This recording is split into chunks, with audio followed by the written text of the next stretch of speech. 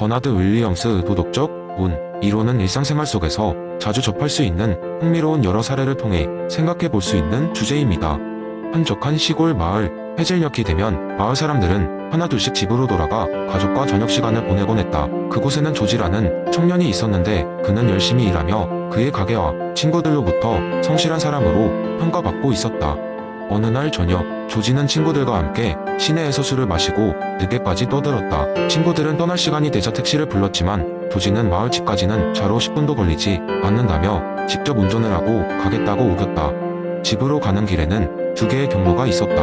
하나는 조용한 시골 도로로 밤에는 거의 차가 다니지 않았다. 다른 하나는 살짝 돌아가는 길이지만 동네 아이들이 낮에 자주 자전거를 타고 다니는 곳이었다. 조지는 한적한 시골 도로로 운전하기로 했다. 비슷한 시각 같은 마을에 다른 청년인 에릭도 친구들과 음주를 했고 그는 조금 더 조심스럽게 택시를 먼저 호출했다. 그러나 택시는 오지 않았고 그는 결국 지친 나머지 차를 몰고 집으로 향하기로 했다.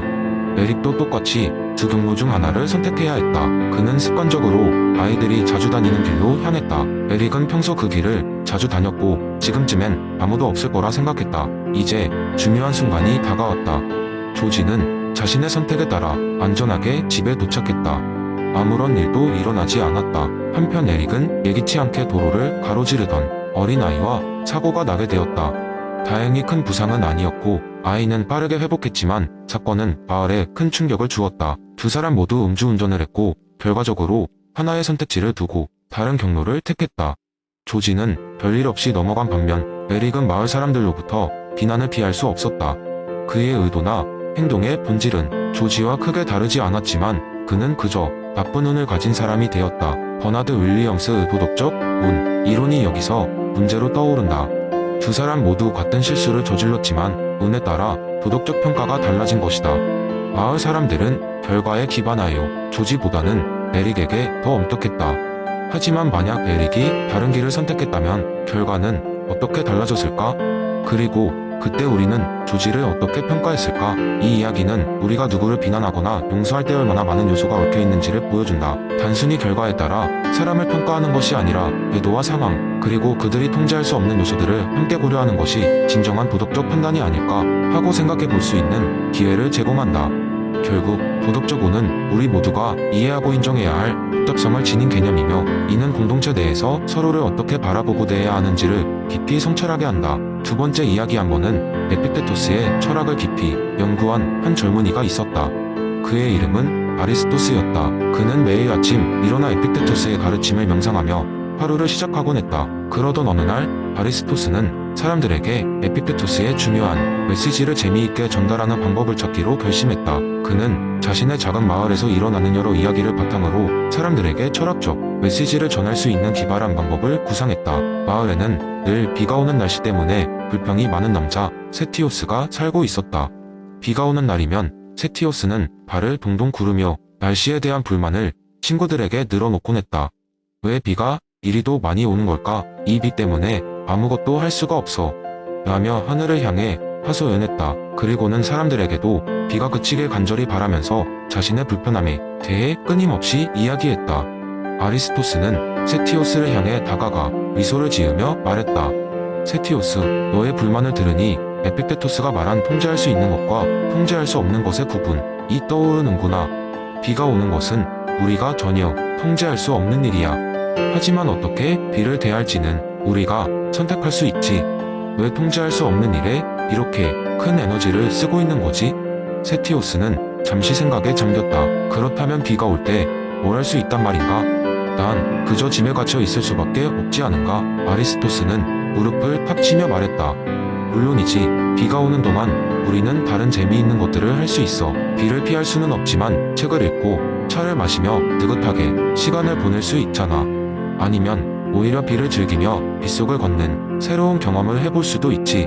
세티오스는 처음에는 반신반의했지만 아리스토스의 말에 점점 상상력이 자극되기 시작했다. 그는 우산을 들고 집 밖으로 나가보기로 마음먹었다. 비가 그의 얼굴과 옷을 적실 때 그는 느끼지 못했던 신선함과 자유를 느꼈다. 그렇게 걷다 보니 그는 비가 주는 새로운 즐거움을 발견할 수 있었다. 그 일이 있은 후 세티오스는 더 이상 비에 대해 불평하지 않았다. 대신 그는 비 오는 날이 찾아오면 친구들과 함께 빗속에서 거닐며 소소한 모험을 즐기게 되었다. 그의 변화를 지켜본 마을 사람들은 세티오스를 통해 에픽테토스의 철학을 이해하게 되었고, 그들 역시 통제할 수 없는 상황에 대해 불평하기보다는 자신의 반응과 대처, 방식에 초점을 맞추게 되었다. 아리스토스는 비록 작은 성공이었지만 에픽테토스의 가르침을 통해 사람들에게 웃음을 주며 인생의 지혜를 전파할 수 있었던 경험에 만족했다. 그리고 그는 계속해서 새로운 이야기로 사람들에게 철학의 매력을 전달하기 위해 노력했다. 세 번째 이야기. 옛날 어느 먼 마을에 항상 미소를 잃지 않는 청년 아리스가 있었다. 아리스는 자신의 삶이 쾌락으로 가득 차 있기에 늘 행복했고, 마을 사람들은 그 비밀을 알고 싶어 했다. 어느 날 마을의 현자에게 상담하러 온 아리스는 그 비밀에 대한 질문을 받았다. 청년 아리스요, 우리는 모두 너의 행복의 근원을 알고 싶다네. 내가 어떻게 그렇게 항상 행복할 수 있는가? 아리스는 웃으며 대답했다. 사실 저는 에피쿠로스의 가르침에 따라 살아가고 있습니다. 쾌락을 단순히 육체적인 즐거움이 아닌 마음의 평온을 얻는 것으로 생각하죠. 현자는 호기심을 못 참고 물었다. 구체적으로 내가 그 쾌락을 어떻게 실천하고 있는지 알려다오. 아리스는 미소를 지으며 자신의 하루를 설명하기 시작했다. 아침에 일어나면 먼저 작은 정원에서 차 한 잔을 마시며 새들이 지저귀는 소리를 듣습니다. 이 순간은 저에게 진정한 정신적 쾌락이죠. 그 다음으로 중요한 것은 친구들과의 대화입니다. 점심시간에는 항상 친구들을 만나 깊이 있는 대화를 나눕니다. 우리들은 서로의 생각을 공유하며 영감을 주고받습니다. 이러한 교류는 저에게 육체적 쾌락 이상의 만족을 줍니다. 아리스는 계속해서 말했다. 저녁에는 집 옥상에서 하늘을 바라보며 별들을 감상하곤 하죠.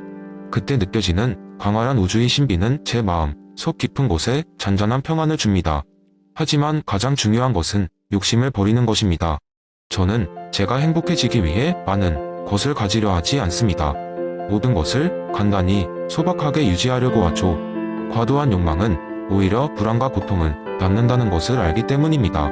아리스의 이야기를 들은 현자와 마을 사람들은 그의 삶에서 에피쿠로스가 말한 참된 쾌락주의의 의미를 깨달았다. 그것은 지나친 욕망과 물질적 만족이 아닌 소소한 일상 속에서 마음의 평안을 찾는 것이었다. 그날 이후로 마을 사람들은 아리스의 삶이 방식을 조금씩 본받기 시작했고, 마을은 점점 더 평화롭고 만족스러운 곳이 되었다 한다. 아리스는 마을에서 늘 행복한 청년으로 기억되었고, 그의 이야기는 세대를 넘어 전해져 내려왔다고 한다. 네 번째 이야기. 어느 날 작고 평화로운 마을에 사는 한 철학자 아르시는 흐드러진 자연 속에서 하루를 보내고 있었습니다.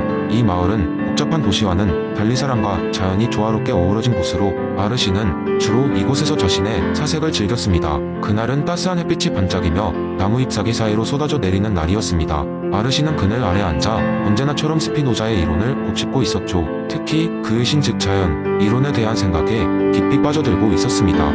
신은 자연이고 자연은 신이다. 자신만의 사유에 잠겨있던 아르시는 이 말을 반복하며 무심코 숲을 거닐기 시작했습니다. 그러다 그는 갑자기 느껴지는 신비로운 에너지에 이끌려 마을 근처에 숨겨진 작은 폭포로 향했습니다. 그곳에는 그날따라 반짝이는 무지개가 폭포 위를 아치처럼 지배하고 있었습니다. 그 현장에 서자 아르시의 마음속에서는 스피노자의 신즉 자연이론이 강하게 떠올랐습니다. 그는 곧 폭포의 물줄기를 바라보며 그것이 신의 손길 같다는 생각이 들었습니다. 폭포수가 끊임없이 떨어져 내리면서 생명을 불어넣는 듯한 흰나무와 돌을 감싸고 있는 따뜻한 바람, 그리고 그 바람에 실려오는 숲의 향기, 모든 것이 하나의 대상이 아닌 연속체로 느껴지기 시작했습니다. 그때 마을의 아이들이 폭포 주변에서 뛰놀고 있는 모습이 그의 시야에 들어왔습니다. 아이들은 쏟아지는 물에서 튀어나오는 물방울을 잡으려는 듯 손을 뻗었고 서로 장난을 치며 깔깔 웃었습니다. 그 순간 아르시는 일종의 깨달음을 얻었습니다. 아이들의 웃음소리와 함께 펼쳐지는 이 자연의 순간 속에서 그는 신이란 저 멀리 흔적만 남긴 존재가 아니라 매일 우리와 함께 숨쉬고 있다는 확신을 가졌습니다. 이제 아르시는 더 이상 지적인 사유 속에만 머물지 않기로 결심했습니다. 그는 마을로 돌아가 신즉 자연의 메시지를 사람들에게 전하기로 마음먹었습니다. 자신에게 닥치는 삶의 크고 작은 도전 속에서도 자연과 조화를 이루며 살아갈 수 있다면 신이라는 거대한 존재가 자신들 곁에서 축복을 내리고 있다는 것을 깨달을 수 있다고 믿게 되었습니다. 그는 종종 마을의 광장에서 사람들을 모아놓고 자연과의 조화로운 생활을 주제로 이야기했습니다. 여러분, 폭풍처럼 몰아치는 인생의 다양한 순간들도 그 끝에는 자연의 질서 속에서 신의 존재를 체감할 기회가 있습니다. 우리는 그저 그 흐름을 인정하고 조화롭게 살아가면 되는 것이지요. 라는 식의 메시지를 전하며 사람들은 아르시의 말처럼 날마다 주위의 자연을 바라보며 신과의 연결을 느끼고자 노력했습니다. 세월이 지나 아르시의 이야기는 마을을 넘어서 많은 사람들에게 전해졌고 신즉자연이라는 철학적 논리가 실생활에서도 실천 가능한 진리로 자리잡게 되었습니다. 이로써 스피노자의 이론은 단순한 철학에서 끝나지 않고 사람들의 삶 속에 자연스레 녹아들게 되었죠. 아르시는 다시금 한가로운 숲속을 거닐며 그저 스피노자의 이론을 되새기던 그날의 자신을 떠올리며 미소를 지었습니다. 그는 자연과의 조화 속에서 참된 행복을 찾았던 그날처럼 매일의 삶이 신과 자연의 한 부분임을 사람들과 함께 누리고 있었습니다.